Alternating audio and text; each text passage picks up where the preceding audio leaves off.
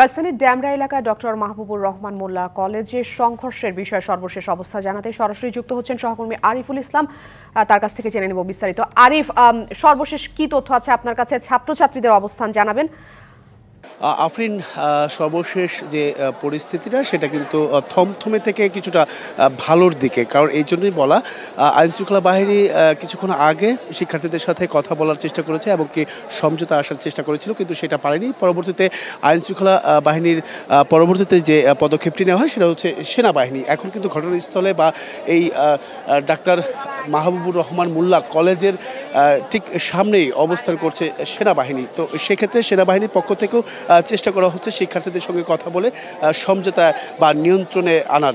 এই ক্ষেত্রে থমথমে অবস্থাটা কিন্তু আগের থেকে নেই, কারণ আমরা যতটুকু জানতে পেরেছি যে সোহরাওয়ার্দী কলেজ এবং কি কবি নজরুল কলেজের শিক্ষার্থীরা যারা এসেছিলেন তারা প্রত্যেকেই চলে গেছেন। এই এতটুকু তথ্য কিন্তু আমরা নতুন তথ্য কিন্তু আমরা জানতে পেরেছি।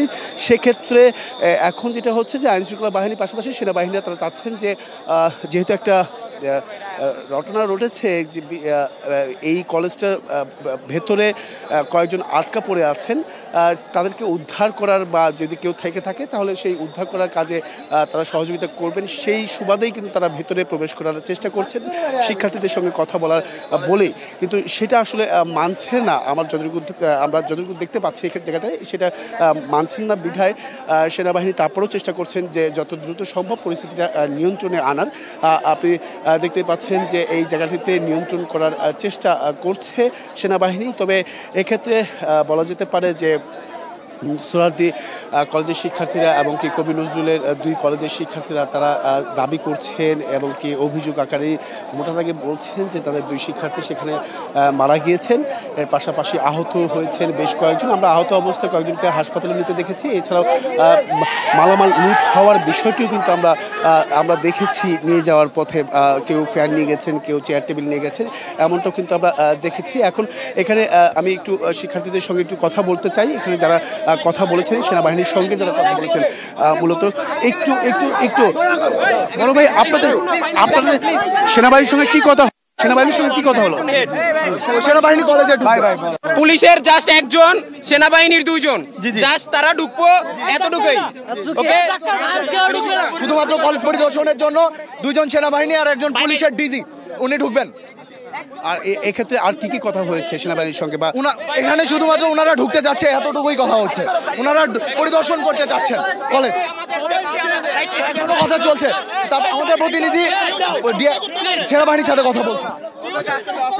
আফরিন, মূলত কিছুটা সমাধানের দিকে যাচ্ছে বলে আমরা যতটুকু বুঝতে পারলাম এই শিক্ষার্থীর মুখ থেকে, সেটা হচ্ছে যে সেনাবাহিনীর পক্ষ থেকে এবং কি আইনশৃঙ্খলা বাহিনীর পক্ষ থেকে, পুলিশের পক্ষ থেকে দুই যে প্রশাসন রয়েছে তাদের পক্ষ থেকে ভেতরে প্রবেশ করবে, কিছুক্ষণের মধ্যেই প্রবেশ করবে। কারণ ভাঙচুর যেহেতু হয়েছে, আপনি একটু ভবনটি এখন দেখাতে চাই যে এই যে শিক্ষা প্রতিষ্ঠান, সেই শিক্ষা প্রতিষ্ঠানের অবস্থাটা, কারণ ভেতরে আসলে কিছুই রাখেনি যারা এসেছেন। আর মূলত এখানকার শিক্ষার্থীরা তারাও অভিযোগ করছেন যে বড় আকারে অভিযোগ করেছেন যে শুধু শিক্ষার্থী নয়, এখানে আশেপাশে যে টোকাই রয়েছে বা অন্যান্য যে সুবিধাবাদী তারাও এসেছেন, এখান থেকে এসে মালামাল লুট করেছেন। তাদের কম্পিউটার থেকে, সিপিইউ থেকে শুরু করে, মনিটর থেকে শুরু করে, টেলিভিশন থেকে শুরু করে চেয়ার সবই আসলে লুট করা হয়েছে, এমনটা কিন্তু তারা বলেছেন। তো আমরা কিছুক্ষণের মধ্যে হয়তোবা সেনাবাহিনীর পক্ষ থেকে ভেতরে প্রবেশ করবে। কতটুকু ক্ষয়ক্ষতি হয়েছে, আহত রয়েছে ভেতরে কয়জন বা কয়জন আটকা পড়েছে, সেসব বিষয়ে আমরা কিন্তু দেখানোর চেষ্টা করতে পারবো হয়তোবা পরবর্তী সংবাদে।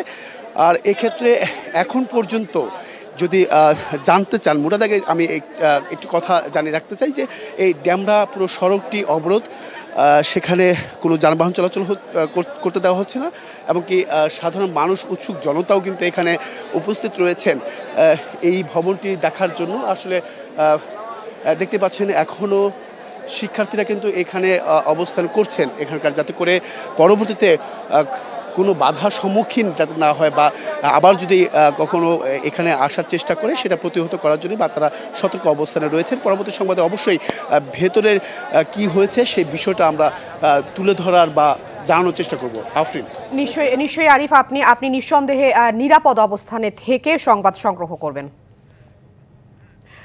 সোহরাওয়ার্দী, কবি নজরুল ও মাহবুবুর রহমান মোল্লা কলেজের শিক্ষার্থীদের সংঘর্ষের ঘটনা নিয়ে আরও বিস্তারিত জানাতে আমাদের সঙ্গে এই মুহূর্তে যুক্ত হচ্ছেন সহকর্মী সাবিত আল হাসান। কথা বলবো তার সাথে। সাবিত, এখনকার পরিস্থিতি কি, সর্বশেষ কি তথ্য আছে আপনার কাছে, সার্বিক অবস্থা জানাবেন। ধন্যবাদ আফরিন। আমি এই মুহূর্তে অবস্থান করছি ডক্টর মাহবুবুর রহমান মোল্লা কলেজের ঠিক বিপরীত পাশে একটি ভবনের ছাদ থেকে, এবং আমার পেছনে কিন্তু বিপুল সংখ্যক মাহবুবুর রহমান মোল্লা কলেজের শিক্ষার্থী এবং এলাকাবাসী উপস্থিত রয়েছেন, এবং তারা কিন্তু পুরো রাস্তার সড়কটি দখল করে রেখেছেন।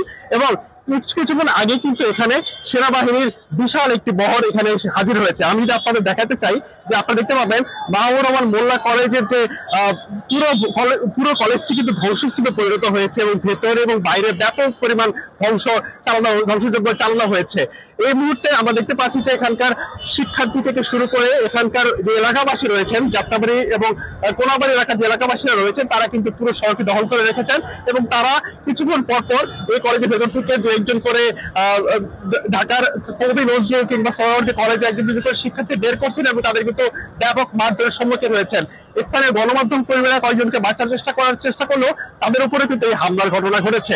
আমরা দেখতে পেয়েছি জাস্ট 10 মিনিট পূর্বে সেনাবাহিনী কিন্তু বিশাল একটি বহর এখানে হাজির হয়েছে, এবং পুলিশের বিশাল একটি বহর হাজির হয়েছে, এবং তারা কিন্তু তাদের ধীরে ধীরে এগিয়ে আসছে মাহবুবুর রহমান মোল্লা কলেজের দিকে, এবং পরিস্থিতি শান্ত করার চেষ্টা করছে। আমরা দেখতে পাচ্ছি সেনাবাহিনীর একটি টিম কিন্তু মাহবুবুর রহমান মোল্লা কলেজের ভেতর প্রবেশ করছে, এবং সেখানে ভেতরে থাকা আটকে পড়া শিক্ষার্থীদের নিরাপদে বের করে আনার তারা প্রচেষ্টা চালাচ্ছেন। এর আগে স্থানীয়রা এবং গণমাধ্যম কর্মীরা এবং কলেজ কর্তৃপক্ষ শিক্ষার্থীদের নিরাপদে বের করার চেষ্টা করলেও তারা কিন্তু সেটিতে